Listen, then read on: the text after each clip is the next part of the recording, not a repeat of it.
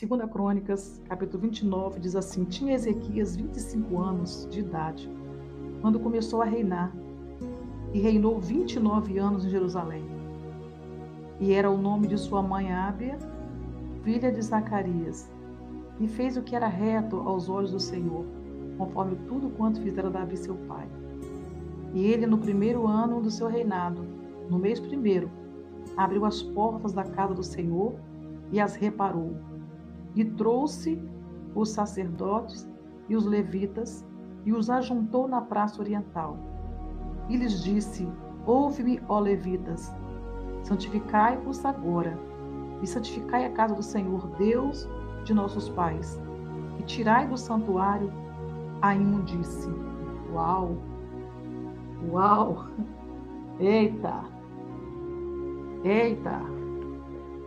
O Senhor colocou essa palavra no meu coração esta noite. E eu gostaria que você abrisse bem os seus ouvidos espirituais, prestasse bastante atenção nesta mensagem. O rei Acaz foi um rei que fez tudo de errado.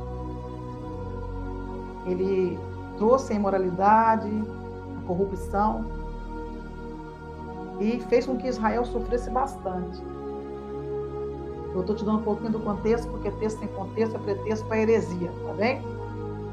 Então veja bem, se você for ver o capítulo 28, você vai ver o reinado de Acaz. E como ele buscou auxílio dos reis da Síria.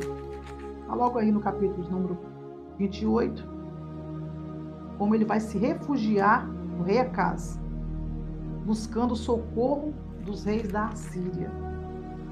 Um povo que era inimigo de Israel. Era inimigo de Israel. Mas a Bíblia vai chegar no versículo de número 27 do capítulo 28, dizendo que dormiu Acaz com seus pais e o sepultaram na cidade em Jerusalém. Porém não o puseram no sepulcro dos reis de Israel. E Ezequias, seu filho, reinou em seu lugar. E é aqui no capítulo número 29 eu paro para ministrar uma palavra sobre a sua vida esta noite. Eu paro para poder falar para você nesta noite o quanto o Senhor precisa de mim e de você numa oportunidade dada. Não repare com o som não, porque daqui a pouquinho a pastora aumenta o tom de voz, tá bem? Eu não posso nem aumentar o som aqui. Então veja bem, Acaz teve a oportunidade de reinar, de fazer um bom reinado, de ter um bom governo. Só que ele não confiava em Deus. E no momento da dificuldade, ele buscou o auxílio dos reis da Síria.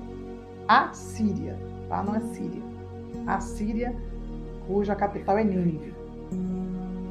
Então veja bem, que quando Acaz desce à sepultura, a Bíblia diz que Ezequias, com 25 anos, no capítulo 29 que eu li, capítulo 29 que eu li, Ezequias, com 25 anos, começa a reinar. E Ezequias teve a oportunidade dada por Deus, sendo monarca ainda jovem, com 25 anos de idade. A Bíblia diz que ele reinou 29 anos. E ele fez o que era reto aos olhos do Senhor. E como prioridade no seu governo, quem? Ezequias, ele vai reparar, ele vai consertar, ele vai chamar o povo. Eita glória! Ele vai chamar o povo para um conserto.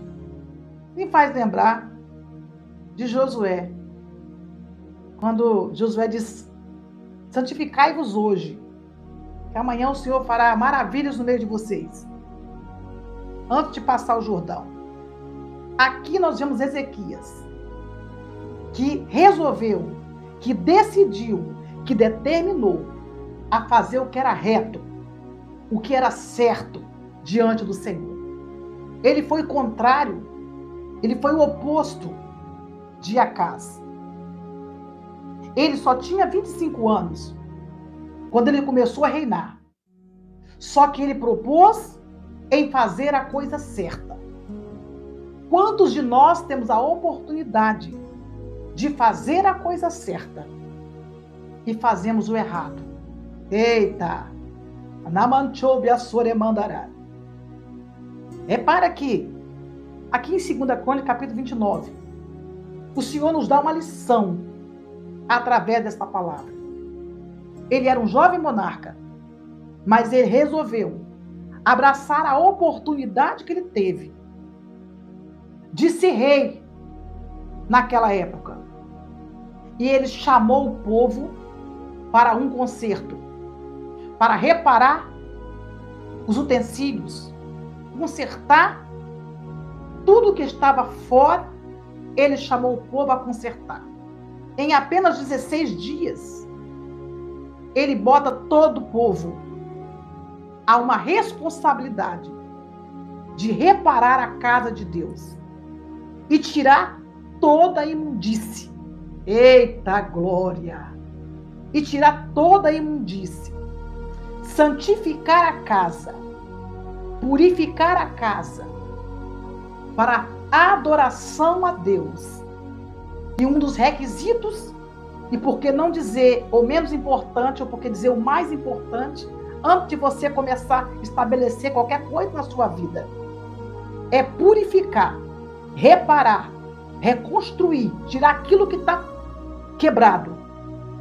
E se nós voltarmos para a palavra de Deus em Reis, nós vamos ver Elias, quando vai num confronto contra os 450 profetas de Baal. 400 de Baal e 50 de Azera. Eles clamam no altar, eles destroem o altar. E Elias vai fazer uso do mesmo altar. E ao fazer uso do mesmo altar, primeiro ele reparou as pedras do altar. Primeiro ele consertou o altar. Mandou colocar água no córrego que estava do lado do altar, dentro do altar. E quando Elias conserta tudo, ele vai orar ao Deus de Abraão, Isaque e Jacó. E vai pedir que o Senhor mande fogo e consuma o holocausto.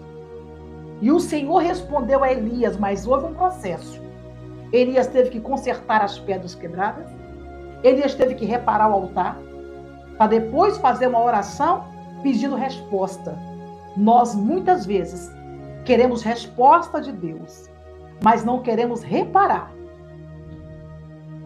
os muros que estão quebrados, as pedras que estão fora do lugar. Não queremos consertar o nosso altar. Não queremos reparar as fendas que estão abertas, tapando as brechas.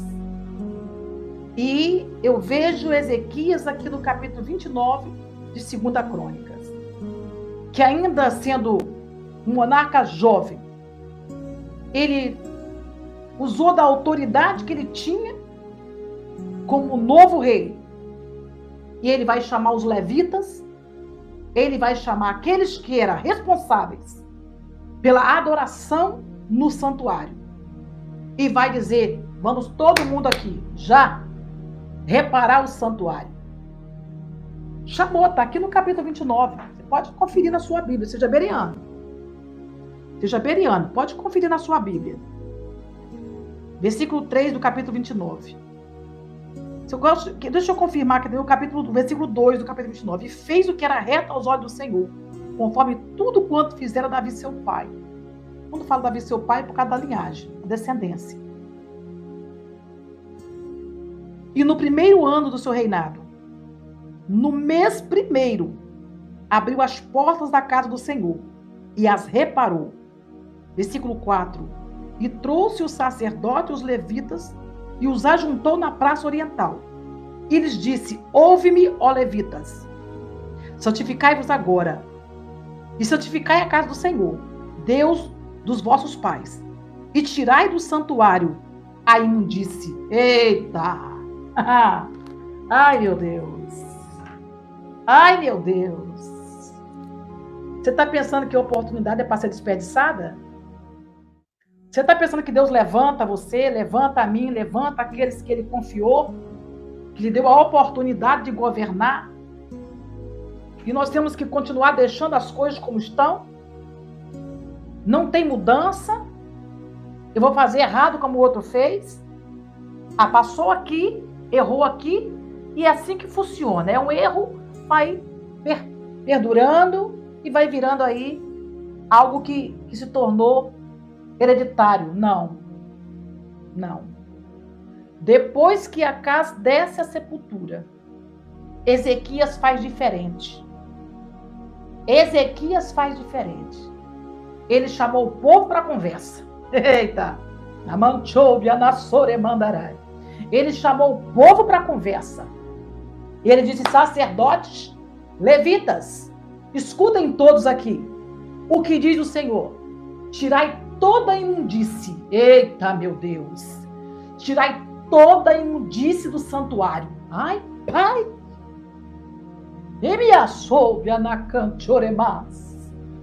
Tirai toda a imundície do santuário. No primeiro reinado de Ezequias, ele decide priorizar a casa de Deus. Ele decide consertar a casa de Deus. Ninguém na vida consegue ter uma posição de destaque. Ninguém na vida consegue fazer nada sem antes primeiro priorizar as coisas santas de Deus. Estamos ao vivaço. Eita glória! Estamos ao vivo com essa palavra forte, com essa palavra cheia de vida, de esperança. Você precisa colocar as coisas no lugar. Ou você vai morrer assim. Nós precisamos acertar. Vamos embora colocar os pontos nos is. Eita, meu Deus. Vamos embora acertar. Vamos botar os pingos nos is aqui. Ezequias faz assim. Erraram nossos pais? Fizeram o que era mal aos olhos do Senhor? Pois eu vou fazer o certo. Hello! Você não tem que fazer errado porque os outros fazem errado, não. Ei, querido, ei, querida. Ah, mas está todo mundo fazendo errado, pastora. Problema. Você tem a oportunidade de fazer a coisa certa. Eu tenho a oportunidade de fazer a coisa certa. Quer errar, erra quem quiser. Quer deixar imundície, deixa quem quiser. Porque como diz Apocalipse, quem é sujo, suje-se ainda. E quem é santo, santifica-se ainda. Ezequias teve a sua oportunidade e decidiu começar pelo santuário, reparando tudo. Chamou o povo para a responsabilidade. Chamou o povo para o compromisso. Disse: vamos embora consertar isso aqui. Não dá para fazer a coisa certa em cima de coisa errada. Não dá para fazer o certo em cima do errado. Vamos embora consertar. O que precisa consertar aqui? Os levitas. Bora, vocês são responsáveis pela administração da adoração. Bora acertar isso aqui. Os sacerdotes. Vocês são responsáveis pelo sacrifício? Bora acertar isso aqui. Alamanchoia. Amanda soube, anacante olemandarai. Cada um na sua responsabilidade, cada um pega aquilo que tem que fazer, vamos acertar isso aqui. Chamou o povo para o compromisso. Chamou o povo para a responsabilidade, disse: vamos embora acertar. Prioridade do ministério, do reinado de Ezequias. É por isso que lá na frente você vai ver o Senhor dando uma mensagem. Isaías 37. Você vai ver o Senhor dando uma mensagem ao profeta Isaías. Quando Ezequias estava para morrer. Ezequias vai receber uma palavra do profeta Isaías. E Ezequias vai chorar muitíssimo quando o Senhor disse a ele que ele morreria. O Senhor dá uma palavra a Isaías antes de Isaías sair do templo, do pátio, do palácio. Disse, volta lá. E diz a Ezequias que eu ouvi a sua oração e que eu vi as suas lágrimas. E que eu vou acrescentar a ele 15 anos mais de vida. Não foi à toa. Não foi à toa. Veja aqui em 2 Crônicas a história de Ezequias. Veja aqui no capítulo 29 que Ezequias, no princípio do seu reinado, no primeiro ano do seu reinado, ele vai reparar a casa de Deus. Ele vai consertar as coisas. E consequência do que ele fez, consequência das coisas certas que ele fez, ele agora vai colher. Eita! Lamanchou de Anassoremandarai. Isaías 38. Tá vendo aí como as minhas moderadoras são todas bereanas? Eita, glória! Como meus seguidores são bereanos, isso aí, gente, é a Bíblia. É a Bíblia, não é conversa fiada, não é história de carochinha, é Bíblia, tá bem? Então, veja bem, consequência. Ele consertou, reparou a casa de Deus, fez o que era reto, e aí ele vai colher os frutos de um bom reinado. Primeiro ano do reinado dele, ele resolve fazer as coisas certas. Você tem a oportunidade de fazer a coisa certa. Nós temos a oportunidade de fazer a coisa certa. Então não faça o errado. Você tem a oportunidade de plantar o que é bom. Então plante o que é bom. Nós temos a oportunidade de acertar os ponteiros, de colocar os pingos nos is. Então coloque.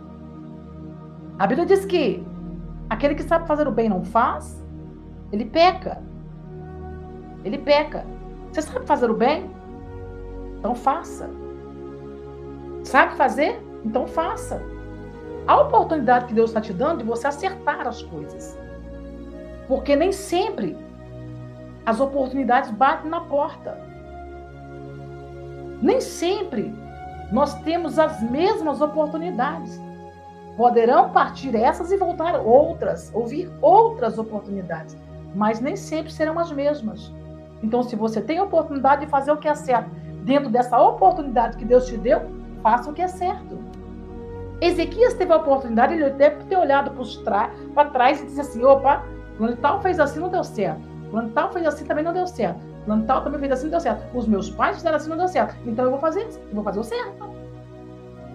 Porque entender que as coisas de Deus só funcionam priorizando primeiro Deus, esse é o maior mandamento. Esse é o maior mandamento.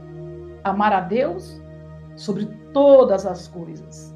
E o segundo, semelhante a esse, amar teu próximo como a ti mesmo. Então, Ezequias teve a oportunidade de fazer o que é certo. Disse, vamos embora consertar tudo aqui. Acaz buscou auxílio de quem não podia salvar, de quem não podia livrar. Mas nós servimos ao Deus de Israel. E nós sabemos que a arca do Senhor é quem está presente. E que o sacerdote foi chamado para tal função. Os levitas foram chamados para tal função. Então, cada um pegue a sua posição onde foi chamado, onde foi colocado. E acerte. E conserte. Tem muitas situações hoje, em nossa geração, na igreja da atualidade, na igreja do Novo Testamento, do século 21, que infelizmente líderes religiosos não querem acertar os seus altares, não querem consertar, não querem chamar os seus levitas, não querem chamar os seus cooperadores, o seu rebanho para o compromisso e dizer, vamos acertar isso aqui. Isso aqui está errado. Isso não pode permanecer aqui. Isso é casa de Deus, não é brincadeira. Está errado, vamos acertar isso aqui. E os altares estão sendo profanados, e as coisas estão sendo feitas de qualquer maneira, e cada um tem tomado a sua posição, e eu preguei bem esses dias sobre Apocalipse capítulo 3, sobre a igreja de Filadélfia. Como o Senhor deu a ordem, a palavra a João, aos líderes da igreja da Ásia. E o Senhor precisa que esta igreja, que sou eu, que é você, comece reparando. Mas não é reparar a minha vida e nem a vida do outro. É começar por nós. Eu começo por mim, você começa por você. A igreja A começa por lá, a igreja B começa por ali, a igreja C começa por lá. Cada um faz a sua parte para se consertar diante do Senhor. Ah, mas tem um líder? Tem, mas ele não está prestando atenção nisso. Então você presta atenção na sua vida. O que acontece hoje, infelizmente, eu falo isso com muito sentimento, infelizmente, é que as pessoas querem consertar a vida do outro. Ai, pode deixar que eu falo, Jesus. Pode deixar que eu falo. As pessoas querem consertar a minha vida, querem consertar a sua vida, querem resolver o problema do seu casamento e o deles estão destruídos. Querem construir a minha vida espiritual enquanto a delas estão destruídas. E esse é o nosso maior erro. Querer muitas vezes consertar os erros dos outros, enquanto nós não acertamos os nossos. E aí eu vou para a palavra de Deus. Quando o próprio Jesus que disse, hipócritas.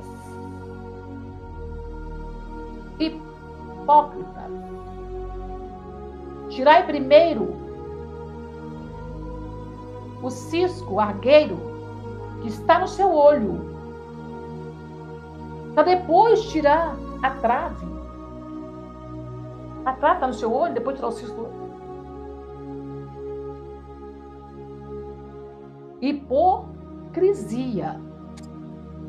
Só que eu vejo Ezequias mandando o povo como líder. Como líder. Porque como líder, quem está na frente é quem comanda.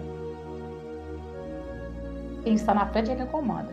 Ah, mas não tem líder, pastor. Então, sua regra e conduta é a palavra. É a Bíblia. E mesmo que você tenha líder e ele estiver dentro da palavra de Deus, você vai obedecê-lo. Ah, mas se ele estiver fora da palavra de Deus, pastora, eu devo desobedecê-lo? Não.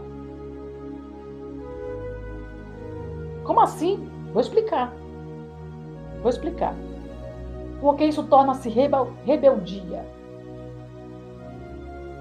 Se você, diante de um santuário, diante de uma denominação, tem um líder, e você tentou falar, tentou conversar, não resolveu, sai debaixo da sua bênção. Pastor, é assim, foi bom enquanto durou. A sua bênção. Eu vou procurar um outro ministério aonde eu possa me sentir bem, congregar e aonde seja a palavra de Deus pregada com verdade. Sem confusão, sem rebelião, sem briga, sem nada. O que não pode acontecer é você permanecer no lugar, tentando consertar um negócio que já está, e que não é problema seu. Não é problema seu. É toda uma instituição. Então isso vai trazer, muitas vezes, uma rebelião, porque você não concorda com o que o pastor está fazendo. E automaticamente você acaba deixando isso passar para uma outra pessoa que também não vai concordar. E aí vai formar-se um motim aqui, um outro grupinho ali. E isso vai trazer a ira de Deus. Porque Deus não aceita rebelião. Por mais que os seus líderes estejam errados. Se Deus não aceita rebelião contra líderes errados, que andam fora da palavra de Deus, quanto mais aqueles líderes que verdadeiramente andam na presença de Deus. É muito perigoso. É muito perigoso. Então, deixa eu encerrar essa mensagem aqui, porque está muito boa. Eu gostaria de falar mais 1 hora. Mas eu, quando cheguei, para me chegar aonde eu estou como líder de igreja, e com tantos anos de ministério, eu cheguei obedecendo os meus pastores. Cheguei obedecendo. Eu cheguei respeitando os meus pastores. E se ele dissesse para mim, você não pode fazer isso aqui, e por mais que eu pudesse fazer aquilo, ele é a igreja, o cabeça da igreja. Eu ia sofrer com aquilo, mas eu teria que obedecer. Agora, caso eu não queira obedecer, eu me torno rebelde. E isso em maneira nenhuma, forma alguma, Deus aceita. Então, se tiver que sair para um outro ministério, saia na paz, saia na bênção, saia debaixo da orientação. Eu falo assim porque eu tenho hoje no meu ministério, hoje em Viana Sede, no Espírito Santo, eu tenho pessoas lá que estão até hoje desligados do ministério e nunca procuraram os pastores para dizer, olha, nós erramos aqui. Ou nós não erramos, mas nós estamos aqui porque somos igreja. E entendemos que isso é uma rebelião, isso é uma rebeldia. E assim acontece, isso é corriqueiro. Você não sabe quem é que está cantando na sua igreja, se é alguém que está desviado do evangelho ou se é alguém que está em rebeldia com o seu ministério. Mas hoje, se a pessoa falar em mistério, hoje se a pessoa for usada nos dons espirituais, ela é alguém, um vaso de Deus. Mas muitas vezes é um vaso de Deus que está em rebeldia contra os seus líderes, contra os seus pastores. E isso pode estar impedindo muita bênção na sua vida. Muitas bênçãos. Porque Deus nunca aprovou isso. Nunca. Eu já preguei isso várias vezes sobre isso. Mas hoje as pessoas, elas querem que alguém vá na sua igreja e profetize, fale revelação e conta isso, conta aquilo, ore por você e caia lá a bênção na sua vida sobre as línguas estranhas e as revelações. É isso que eles querem. Para eles, essa é a identificação de que alguém é homem de Deus, de que alguém é mulher de Deus, mas essa não é a identificação. A identificação de que é um homem de Deus e que é uma mulher de Deus é quando essa pessoa, ela é obediente. Não só a palavra, como o seu ministério, a sua liderança. Se alguém está te ensinando isso errado, se alguém está ensinando para você que você tem que sair, não, você está certa, não, você também está certa. Vamos embora, todo mundo sair daqui junto, e aí forma um motim, forma uma rebelião, Deus não está nisso. Eu não queria falar sobre esse assunto, mas caiu aqui de eu falar isso. Mas veja bem, acerte enquanto é tempo de acertar. Ezequias teve a oportunidade de reinar e no seu primeiro ano, ele fez a coisa certa. Ele chamou o povo para a responsabilidade, chamou o povo para o compromisso, o povo acertou. Eita, glória! Coisa boa quando a gente acerta, gente. Coisa boa. Porque o ser humano está dado a sempre estar errando. Isso é coisa de ser humano. Mas quando o ser humano erra e não tem alguém para orientar, para ensinar o caminho certo, ele errou sozinho. É justificável. Ele não sabia o que era certo. Agora, quando a pessoa erra sabendo o que é certo, sabendo o que é correto, sabendo que, poxa, eu não sabia disso. Mas agora você sabe. Eu não sabia disso. Tá bom, você é inocente, eu não sabia. Mas agora você sabe.